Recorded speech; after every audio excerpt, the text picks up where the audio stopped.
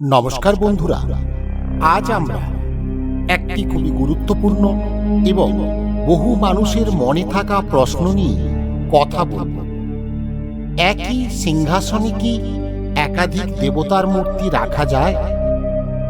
অনেকেই মনে করেন সব দেবতাই তো একসাথে রাখলে দোষ কি?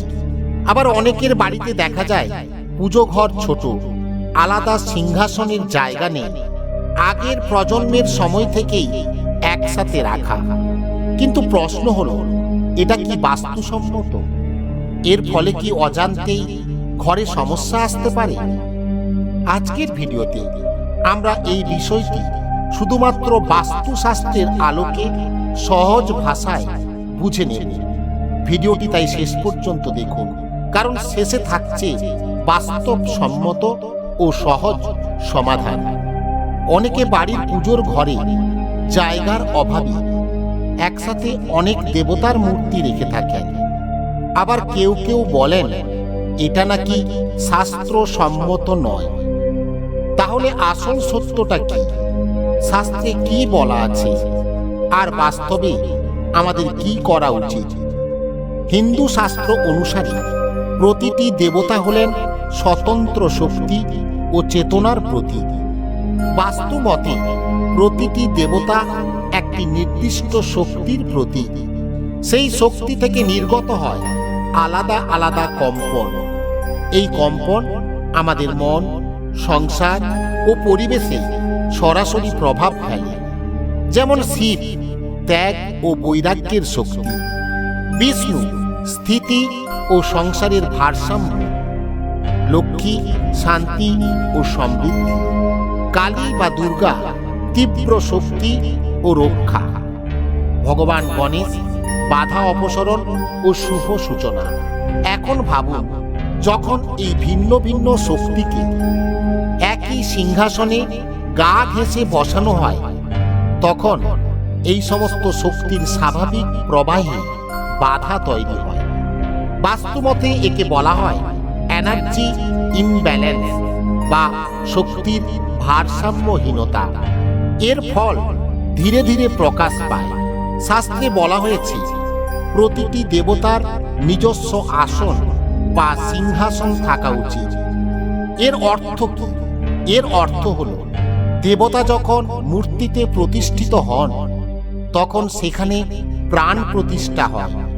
সেই মূর্তি তখন আর সাধারণ বস্তু থাকে না, হয়ে ওঠে দেবতার আবাস। তাই সম্মানের দিক থেকে আলাদা আসন খুবই গুরুত্বপূর্ণ। বিশেষ করে শিব ও বিষ্ণু, কালী ও লক্ষ্মী, গণেশ ও অন্য দেবতা, এই দেবতাদের একই সিংহাসনে বসানো শাস্ত্রসম্মত নয়। একই সিংহাসনে অনেক দেবতা রাখলে কি কি বাস্তু সমস্যা দেখা দিতে পারে? বাস্তুশাস্ত্র অনুসারে একই সিংহাসনে অনেক দেবতা যদি থেকে থাকে, তাহলে দেখা যেতে পারে বাড়িতে অকারণ ঝামেলা ও মতবিরোধ, মানসিক অস্থিরতা ও সিদ্ধান্তহীনতা, অর্থ আসলেও টিকে না থাকা, কাজ শুরু করেও বারবার বাধা আসা, পুজো করেও শান্তি না পাওয়া। এটি বিশেষভাবে পরিলক্ষিত হয় যদি পুজো ঘর ঈশান কোণে না হয়, মূর্তিগুলি খুব নিচে বা মাটির কাছাকাছি রাখা হয়, বা একেবারে স্পর্শ করে রাখা হয়। তাহলে এই সমস্যাগুলো আরো বাড়তে পারে। তাহলে এবার আমরা জানব, অনেকেই কেন একসাথে অনেক দেবদেবীর মূর্তি রাখেন। এটি একটি বাস্তব কথা। আজকাল অনেকের বাড়িতেই দেখা যায় ঠাকুর ঘরে একসাথে অনেক দেবদেবীর মূর্তি রেখে থাকেন।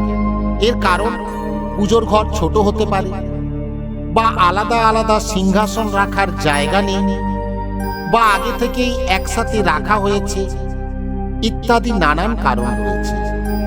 এখন আমরা জানব শাস্ত্র কি বলে। শাস্ত্র কখনো ভক্তির বিরুদ্ধে নয়।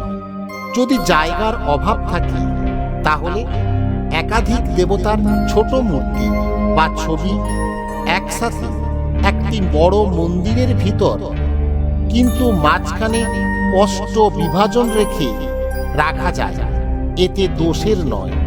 ততক্ষণ পর্যন্তই দোষের নয় যতক্ষণ পর্যন্ত নিয়ম মেনে পুজো হয়, পরিষ্কার পরিচ্ছন্নতা থাকে, দেবতার প্রতি শ্রদ্ধা, ভক্তি, নিষ্ঠা বজায় থাকে। এবার আমরা বলবো কোন ক্ষেত্রে একই সিংহাসনে রাখা উচিত নয়। বন্ধুরা, এটি খুবই গুরুত্বপূর্ণ বিষয়। যদি আপনার ঠাকুর ঘরে প্রাণ প্রতিষ্ঠিত বড় মূর্তি থেকে থাকে, যেমন শিবলিঙ্গের সাথে অন্য দেবতার মূর্তি, কালী বা দুর্গার সাথে লক্ষ্মী বা সরস্বতীর মূর্তি, শিব ও বিষ্ণুকে একেবারে একই আসনে, দেবতার সাথে গুরু, বাবা মা বা পূর্বপুরুষের ছবি। কারণ দেবতা হলেন শক্তির উৎস, পূর্বপুরুষ হলেন স্মৃতি ও আশীর্বাদ। দুটো শক্তির প্রকৃতি কিন্তু আলাদা, এগুলো তাই আলাদা আলাদা জায়গায় রাখাই বাস্তুসম্মত। এইগুলি যদি থেকে থাকে তাহলে এইগুলি এড়িয়ে চলাই সবচেয়ে ভালো কাজ, কারণ এতে শক্তির সংঘাত তৈরি হয় বলে বিশ্বাস। এতে মানসিক অশান্তি বৃদ্ধি পায়। শুধু তাই নয়, পুজোর পূর্ণ ফল এতে পাওয়া যায় না। এখন প্রশ্ন, তাহলে আমরা কি করব? বন্ধুরা, যদি জায়গা থেকে থাকে তাহলে প্রতিটি দেবতার জন্য আলাদা আলাদা ছোট ছোট সিংহাসনে রাখুন। যদি জায়গা না থাকে তাহলে একই মন্দিরের ভিতরে আলাদা কাপড়, আলাদা পাদপীঠ বা কাঠের ব্লক আপনি ব্যবহার করতে পারেন। আর যদি পুজোর ঘর খুবই ছোট হয় তাহলে আপনি ছবি ব্যবহার করুন। এক সারিতে রাখুন, কিন্তু স্পষ্ট দূরত্ব বজায় রেখে রাখুন। তবে সবচেয়ে বড় কথা হলো ভক্তি, নিয়ম আর শ্রদ্ধা, এটাই আসল। এটা ছাড়া আপনি যেভাবেই ঠাকুর ঘরে দেবতার মূর্তি রাখুন না কেন, তার সুফল আপনি পাবেন না। সবশেষে বলবো, একেবারে নিষেধ আছে এমন নয়, আবার একেবারে নিয়ম ছাড়াও নয়। শাস্ত্র প্লাস বাস্তবতা প্লাস ভক্তি, এই তিনের সমন্বয়ই হলো সঠিক পথ। বন্ধুরা, আপনারা যদি চান আমি পরের ভিডিওতে বলতে পারি কোন দেবতার পাশে কোন দেবতা রাখা উচিত, পুজোর ঘরের দিক এবং উচ্চতা, ঘরে নেগেটিভ এনার্জি আসার কারণ ইত্যাদি সম্বন্ধে আপনারা কমেন্টে জানান আপনারা কোন ধরনের ভিডিও দেখতে চাইছেন।